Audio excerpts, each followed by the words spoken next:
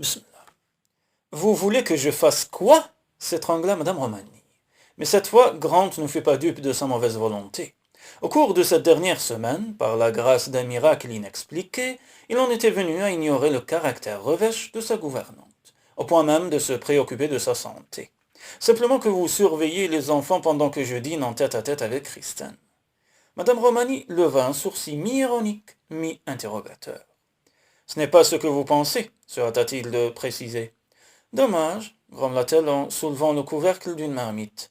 Ça résoudrait pas mal de problèmes si vous et Kristen étiez ensemble. Résoudre les problèmes. Oubliait-elle donc que Kristen était son employé? Grant la fusillait du regard, en pure perte, puisqu'elle lui tournait le dos. Bon, vous le ferez, insista-t-il. Je serais plus tenté si vous me disiez qu'il s'agit d'un dîner galant. Et moi, je serais plus tenté de vous augmenter si une fois dans votre vie vous vous montriez coopérative. Pivotant sur elle-même, elle observa la tête penchée, puis dit avec un sourire. Ça paraît raisonnable. Vous voulez bien? S'exclama-t-il sans en croire ses oreilles. Mouais. Grant ignorait quel procédé magique était venu à la rescousse, mais il soupçonnait Kristen de n'y être pas étrangère. Tandis que celle-ci était à l'étage, en train de jouer avec les triplés, Grant mit la table dans la salle à manger. Il sortit la porcelaine, les verres de cristal et même l'argenterie, puis considérant la table dressée d'un œil critique, il jugea que le centre paraissait un peu nu. Sans attendre, il tira son portable de sa poche, composa le numéro du fleuriste et expliqua à celui-ci ce qu'il souhaitait. Quelques minutes plus tard, on lui livrait un délicat centre de table composé de roses jaunes et de lys. Exactement ce dont il avait besoin. Comme la salle à manger se situait un peu à l'écart dans la maison, il n'eut pas à craindre que Kristen s'y rendît tandis qu'elle se douchait et se changeait. Mais quand il redescendit dans la cuisine, il la trouva en train de soulever avec curiosité le couvercle d'une marmite. Celle-ci était vide. J'ai demandé à Madame Romani de laisser notre repas sur un chauffe-plat dans la salle à manger.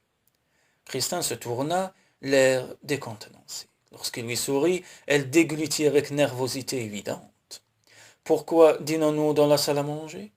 Parce que nous conduire en adulte une fois de temps à autre ne peut pas nuire, répliqua-t-il en lui offrant son bras avec cérémonie. Il est vrai que nous avons 3 enfants, mais cela ne signifie pas que toute notre vie doit tourner autour d'eux. Nous devrions nous réserver plus souvent un peu de temps pour nous-mêmes. En un sens, Kristen ne pouvait que lui donner raison.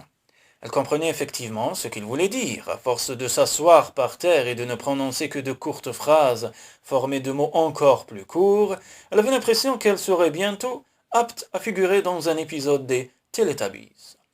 Mais l'idée qu'à ce repas d'adultes ne figurerait que 2 personnes, elle et lui, la troublait néanmoins. D'autant qu'elle n'avait pas manqué de remarquer qu'il s'était habillé avec une élégance discrète. Son malaise s'accentua lorsqu'il s'effaça devant elle après avoir ouvert la porte et qu'elle aperçut la table magnifiquement dressée. Pour un homme qui disait être attiré par elle, mais assuré que cela ne devait pas entrer en considération, Grant Brewster agissait de façon pour le moins ambiguë.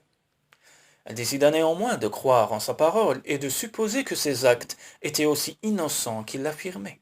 « Laissez-moi faire, s'empressa-t-il de dire, alors qu'elle s'apprêtait à dégager elle-même sa chaise afin de s'asseoir. Kristen se crut devenue princesse. Jamais encore elle n'avait vu une table d'un luxe aussi raffiné. Un délicieux fumet vint lui chatouiller les narines.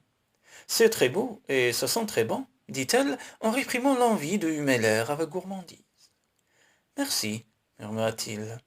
Comme Grant se tenait penché derrière elle, pour l'aider à placer sa chaise, ce mot innocent vint effleurer la nuque de Kristen d'une façon si sensuelle qu'elle réprima un frisson. « J'ai demandé à Madame Romani de nous préparer des lasagnes, dit Grant en lui tendant une petite coupe de vinaigrette. J'espère que cela vous plaira. Je raffole de sa cuisine, répondit Kristen. Elle fit couler un peu de la sauce dorée sur les crudités qui garnissaient son assiette. Lorsqu'elle releva les yeux, Grant lui souriait. Elle s'éclaircit la gorge et se rendit compte ensuite que cet effort pour paraître décontracté n'avait fait que la rendre encore plus nerveuse. Un petit pain? Kristen accepta la corbeille que lui présentait Grant, puis il eut temps pour simuler la désinvolture, elle tenta de lui rendre son sourire. Malheureusement, leurs yeux se rencontrèrent et le souffle lui manqua. Les yeux de Grant n'étaient ni bruns ni ambrés, mais d'un noir profond, et les cils lents et fournis les faisaient paraître plus sombres encore. Cependant, une lueur y palpitait, qui ne trahissait pas de la vulnérabilité, mais plutôt une gentillesse, une bonté indéniable et irrésistible. Pourquoi voyait-elle en lui des choses que les autres semblaient ignorer, et pourquoi les lui laissait-il voir? Troublée et embarrassée, elle baissa la tête et commença à déchiqueter son petit pain. Une seule certitude subsistait en elle, à moins de lui révéler sa véritable identité. Elle ne pouvait donner libre cours à l'inclination qui la poussait inéluctablement vers lui. Le moment n'était pas venu, il lui fallait faire en sorte que ce dîner demeure aussi platonique que possible. « Est-ce que, finit-elle par dire en désespoir de cause, est-ce que vous êtes un fan de football ?»« Pardon ?»« Le football. Aimez-vous le football ?»« Oui et non, répondit-il. Si l'équipe de Pennsylvanie accomplit des exploits, tout le monde ici s'intéresse au match. Mais si nos joueurs restent dans l'ombre, nous les ignorons totalement. Le supporter des bons jours, alors. Ce n'est pas très facile de s'intéresser à quelqu'un qui perd, répliqua-t-il en fronçant les sourcils. Et vous, vous êtes une fan? Il y a une loi non écrite au Texas qui veut que l'on encourage les Cowboys. Quant à assister effectivement au match, la conversation mourut de sa belle mort, et le seul son audible dans la salle à manger demeura les cliquetis découverts en argent. Christine se creusa la cervelle pour trouver un sujet autre que les enfants, mais tout ce qui lui venait à l'esprit était trop personnel. Elle aurait aimé savoir pourquoi il ne s'était jamais marié, et la raison pour laquelle il se sentait responsable de ses deux frères, pourtant adultes. Mais par-dessus tout, elle aurait voulu évoquer avec lui la mort de son père. Non seulement parce qu'elle se sentait coupable de détenir une information qui l'aurait aidé à comprendre l'attitude de ce dernier, mais aussi parce qu'elle-même était passée par l'épreuve du deuil, et qu'elle savait combien il était important de pouvoir parler avec quelqu'un. « Pourriez-vous? Comment êtes-vous? » Ils se turent tous deux, puis Grant dit en souriant. « Vous la première. »« Non, peut-être devriez-vous commencer, je crois que ma question était malvenue. »« Vous éveillez ma curiosité, » répliqua Grant en lui présentant le plat de lasagne. Kristen profitait du fait qu'elle devait se servir pour rester silencieuse pendant quelques secondes. Elle avait failli parler de Norm Brewster et de sa sœur, mais à la réflexion, le sujet risquait de l'entraîner trop loin. Cependant, comme elle avait laissé deviner une question personnelle, elle finit par dire. « Cela ne me regarde pas, aussi n'êtes-vous pas obligé de répondre, mais je me demandais pourquoi vous ne vous étiez jamais marié. »« En fait, je n'y ai jamais pensé, admit-il. » Et elle vit qu'il était sincère. « À aucun moment ?»« Non, répondit-il en se servant à son tour. »« La femme idéale ne s'est jamais présentée ?» Il prit son temps pour répondre, et l'espace de quelques secondes, Christine eut l'impression qu'il ne le ferait pas. Puis soudain, de façon inattendue, il la fixa avec intensité en disant « Je suppose que je n'ai pas songé au mariage parce que aucune femme ne m'a jamais donné envie d'être mariée. » Sans laisser à Christine le temps de s'appesantir sur la réaction que ces mots suscitaient en elle, il s'empressa de changer de sujet. Tout au long du repas, la conversation ne quitta plus un chemin balisé, sans danger, non sans humour ni complicité, cependant. Pour deux personnes qui semblaient n'avoir rien en commun, songeait Christine, ils trouvaient beaucoup à se dire, et ils se faisaient rire mutuellement, ce qui ne manquait pas, paradoxalement, de provoquer en elle un certain malaise. Car si elle souhaitait qu'il l'appréciât et lui fît confiance, elle ne s'attendait pas à l'apprécier et à lui faire confiance par la même occasion. En tout cas pas autant, ou pas de cette façon. Madame Romani a fait un gâteau pour le dessert, dit Grant. Je ne peux plus avaler une bouchée. Du café alors? Non, cela m'empêcherait de dormir. En vérité, elle pressentait qu'elle devait s'éloigner de lui, et sans plus tarder, sous peine d'avoir à affronter un danger imminent. Il fallait à tout prix qu'elle empêche ce dîner, si agréablement amical, de basculer dans un romantisme qu'elle repoussait de toutes ses forces. Aussi, lorsqu'il lui sourit et posa sa main sur la table à quelques centimètres de la sienne, se leva-t-elle précipitamment en disant « Eh bien, il est temps de rapporter ses plats dans la cuisine. » Mais il lui fit signe de se rasseoir. « Madame Romani est d'accord pour débarrasser demain matin. Asseyez-vous donc et détendez-vous. » « Je n'aime pas laisser la vaisselle sale à quelqu'un d'autre, protesta-t-elle. « Croyez-moi, répliqua Grant avec un petit rire ironique, elle est très bien payée pour le faire. je me sens gêné. Grant la considéra avec attention. Pendant l'heure qui venait de s'écouler, elle s'était montrée détendue, amicale même. Cependant, il la sentait prête soudain à faire marche arrière, à dénouer les liens qui s'étaient tissés entre eux. Vous n'avez pas à vous sentir embarrassée, Kristen, dit-il doucement. Je crois comprendre ce qui vous rend nerveuse, mais je veux vous persuader qu'il n'y a aucune raison de l'être. Vous pouvez me faire confiance. Vraiment? Lança-t-elle, tout en se raidissant sur sa chaise. Qu'est-ce qui vous fait penser le contraire? Je ne vous ai jamais donné de raison de me craindre. Si je ne m'abuse, et la vérité c'est que nous désirons tous deux la même chose. Je ne le pense pas, murmura Kristen en reculant un peu plus. Nous sommes tous les deux adultes, Kristen, dit-il en se levant pour venir se placer derrière sa chaise. Il n'y a aucune raison de nous sentir mal à l'aise devant ce que nous ressentons. Il était si près d'elle que Kristen appréciait de nouveau l'odeur discrète de son après-rasage. Et pendant 2 secondes, elle envisageait de se laisser séduire. Parce qu'il avait raison. C'était ce qu'elle voulait, et avec une telle violence qu'elle en avait honte.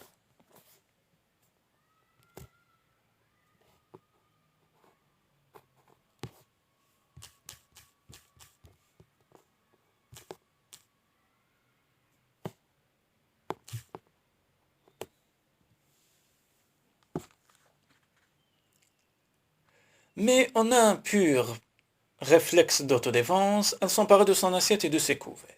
Laissez-moi débarrasser la table. Je vais vous aider, dit-il en soupirant. Non, je m'en occupe.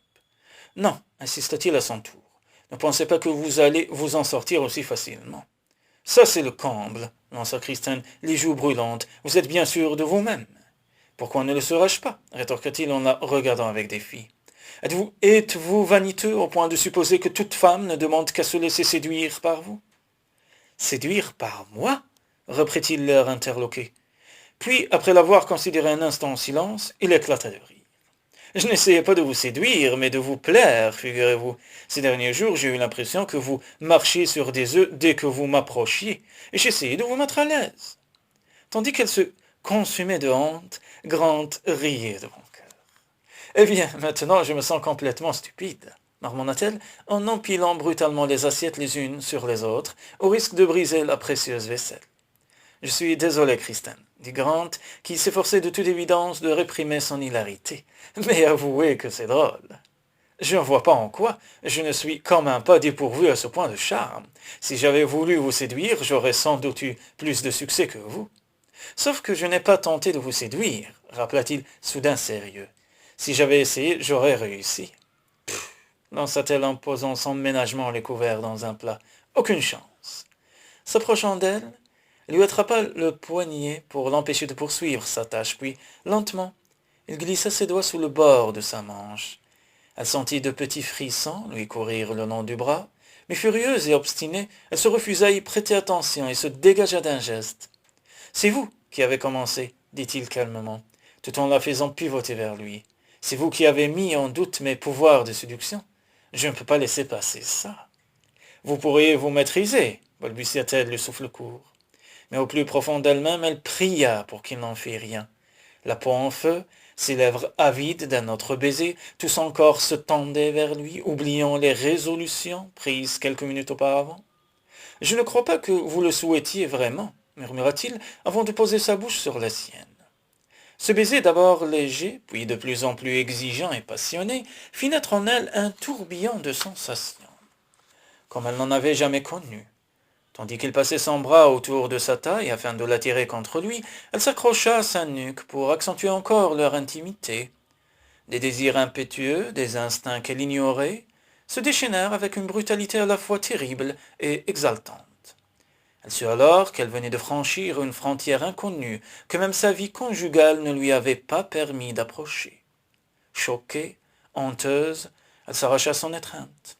Pendant quelques secondes interminables, ils se regardèrent fixement. Dans les yeux de Grant, elle pouvait voir se refléter son propre étonnement, mais pas de honte, ni de confusion. « Maintenant, dit-il doucement, essayez de prétendre que vous ne me trouvez pas séduisant. Nous savons très bien tous les deux que ce n'est pas le cas. » Grant avait retenu sa respiration avant d'entendre cette réponse, chuchotée par Kristen. Puis il ravala son soupir de soulagement. En partie à cause du désarroi qu'il lisait dans son regard. Il aurait pu éprouver quelques remords à l'avoir ainsi provoqué, mais il était trop heureux que la situation fût enfin éclaircie. Pourquoi un tel regret dans vos yeux, Kristen? Elle ne répondit pas tout de suite, mais devinant qu'elle était agitée de sentiments graves et profonds, il ne la brusqua pas.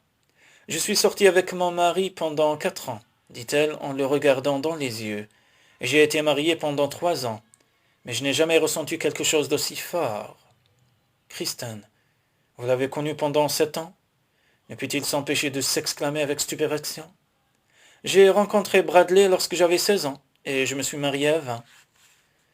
Quand j'avais 20 ans, j'avais 3 petites amies à la fois, et je menais une vie de bâton de chaise. Kristen déglutit avec peine en l'entendant rappeler leurs différences. Quelle que fût la force de l'alchimie entre eux, leur monde se situait à des années-lumière. Que pouvait-il y avoir entre une jeune femme calme, sérieuse, et un homme qui avouait lui-même n'avoir jamais eu l'intention de se fixer? Eh bien oui, rétorqua-t-elle, j'ai su que j'étais amoureuse à 17 ans, et j'ai été sûre de mes sentiments à 18. La preuve que la maturité n'attend pas toujours le nombre des années. Je n'aurais pas l'outrecuidance d'assimiler l'ennui à la maturité, et l'impétuosité à l'immaturité, dit-il avec un calme menaçant, mais je respecterai votre souhait.